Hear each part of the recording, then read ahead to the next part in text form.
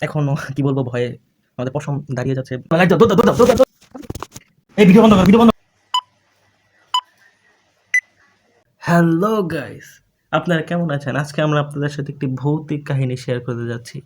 So let's began. তো guys আমরা এসে পড়লাম।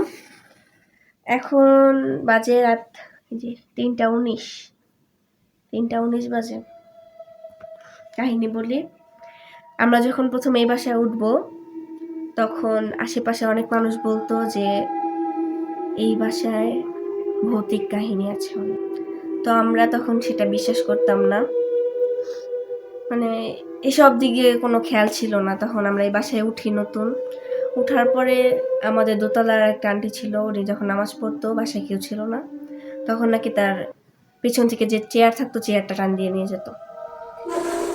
তো আমরা ভাবতাম যে এইসব আজগুবি কথা, এগুলা বিশ্বাস করতাম না। তখন আমাদের বরাবর যে দোতলা একটা আন্টি আছে তারাও বলতো যে এখানে অনেক ঝামেলা আছে, এই অনেক অনেক শব্দ করে বা অনেক রকম ভৌতিক কাহিনী ঘটে। তখন কথা এত পাত্তা দিতাম না, কিন্তু হঠাৎ একদিন মাঝরাতে প্রচুর তুফান, অনেক তুফান, মানে বলার মতো না এত তুফান হচ্ছিল।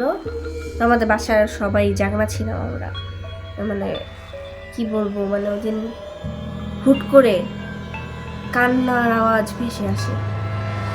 কান্নার আওয়াজটা আসে পরে সবাই আমরা থমকে গেলাম, কোথা থেকে কান্নার আওয়াজ আসলো। পরবর্তীতে মানে আমরা যখন ভালোভাবে শুনতে চেষ্টা করি তখন আমরা ভালোভাবে লক্ষ্য করি যে কান্নার আওয়াজটা আমরা যে ঘরে বসে আছি এই ঘরের খাটের নিচ থেকে আসতেছে।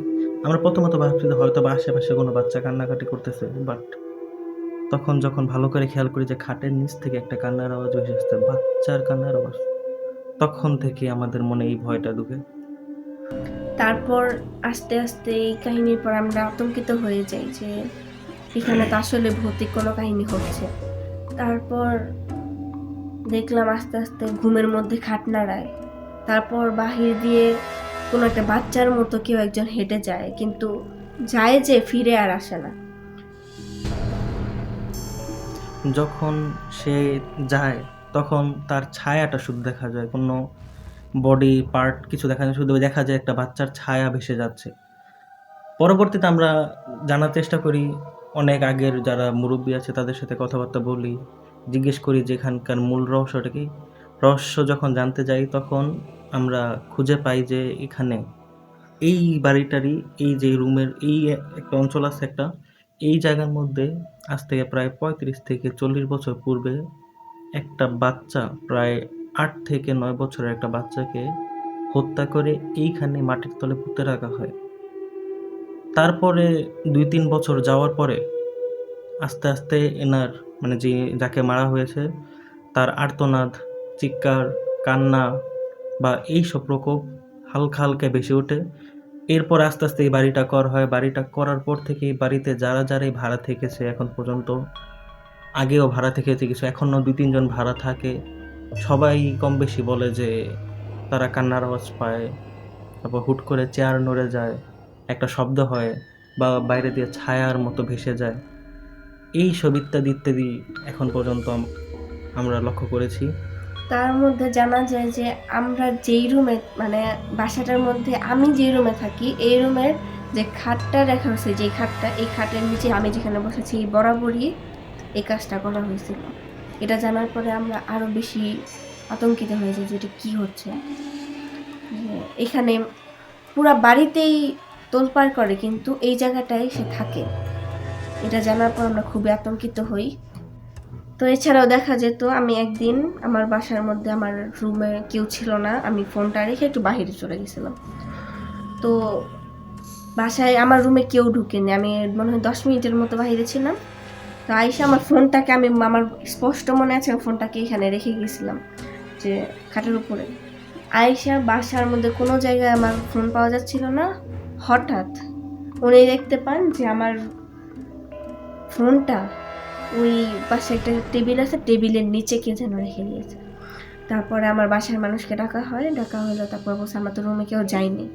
তো এই কাজটা কে করলো আমার তো স্পষ্ট মনে আছে। আর কেউ নিজের ফোন কি নিজে নিচে ফেলা যাবে? এটা তো হয় না। এরকম অনেক কাহিনী আছে। এইসব বিভিন্ন যখন ঘটনা ঘটতে থাকে তখন আস্তে আস্তে আমরা রিয়েলাইজ করতে পারি যে যখন সে আসে তখন আমাদের শরীরের পশম দাঁড়িয়ে যায়। যদি আপনাদেরকে একটু দেখানোর চেষ্টা করি, দেখেন কতটা দেখা যাচ্ছে আমাদের পশম এই মুহূর্তে দাঁড়িয়ে যাচ্ছে।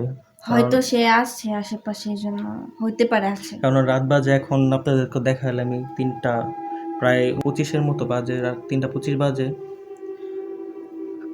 এখনো কি বলবো, ভয়ে আমাদের পশম দাঁড়িয়ে যাচ্ছে, আমরা কথা কথা বলতেও হিমশিম খেয়ে যাচ্ছি। হয়তো সে আশেপাশে আছে, থাকতেও পারে। লাইট দাও, দৌড় দাও, দৌড় দাও, দৌড় দাও। গাইস, আপনারা কি শুনতে পেয়েছেন কিছু?